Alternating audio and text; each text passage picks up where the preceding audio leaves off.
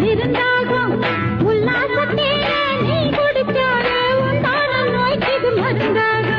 வண்டுகள் போகும் மலர் தேடி வசந்த காலத்தில் இசை பாடி அடிச்சது யோகம் ராஜாதா வண்டினை தேடுது ரோஜாதா.